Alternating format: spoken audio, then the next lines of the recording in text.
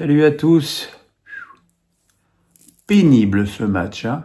Pénible de chez pénible. Monaco a donc perdu à domicile 1-0 contre le Benfica. Un match où, je suis désolé de le dire, ils n'ont absolument rien montré, mais surtout absolument rien tenté.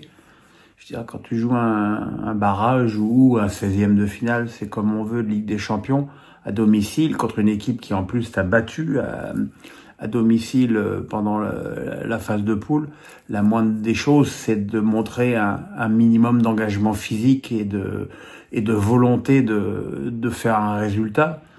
Alors que les Monégasques ont attaqué ce match avec quasiment la trouille de prendre un but. Alors, je sais bien qu'ils sont pas vraiment en confiance ces derniers temps, mais voilà, c'est quand même une très belle occasion de se qualifier pour les huitièmes de finale de Ligue des Champions. Et là, à la fin du match, j'imagine que les Monégasques vont se regarder dans le vestiaire, dire bah ouais, mais on n'a rien fait, on n'a rien tenté, jamais. En première mi-temps, il y a eu une jolie frappe croisée d'Akliouche, voilà, je veux bien. Mais voilà, en deuxième mi-temps, il n'y a rien eu, rien. Si, il y a eu un arbitrage qui leur a mis la tête sous l'eau. Mais je suis désolé, l'arbitrage n'excuse rien dans la prestation des Monégasques. On aurait dit une part de flan achetée, moitié périmée, achetée dans un supermarché. C'est très très décevante prestation des Monégasques dans un match pourtant important pour le club. Et le pire, c'est que Benfica n'avait même pas envie de gagner ce match-là. Benfica, ils étaient là, bien en place. On prend pas, et surtout, on prend pas de but. Bon, j'imagine qu'ils ont dû le dire assez rapidement que le risque d'encaisser quelque chose était assez limité.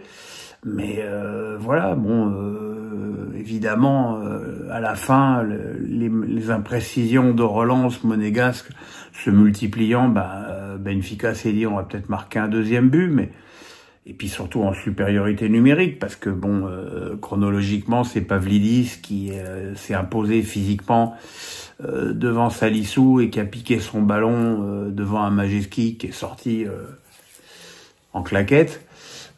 Voilà, ça faisait 1-0 pour le Benfica, et encore une fois, je le répète, j'en avais l'impression que Benfica n'avait même pas essayé de le gagner, ce match. Donc c'est ça, et en plus, quelques minutes après, l'expulsion extraordinairement sévère d'Al-Mousrati a définitivement achevé les ambitions monégasques. Alors, bon, il prend un carton jaune pour une intervention, il prend un deuxième carton jaune parce que il réclame un jaune pour une faute de Carreras sur Mbolo. Bon, on le sait, les joueurs le savent que si tu réclames en Ligue des Champions, tu te prends un jaune.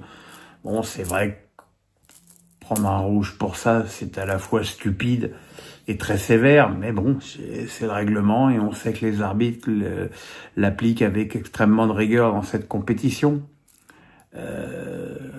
Au passage, d'ailleurs, ce Carreras, 21 ans, latéral gauche, sacré joueur, hein, sacré teigne, mais sacré joueur quand même, parce qu'il a multiplié les appels de balles et les actions de classe sur son côté gauche.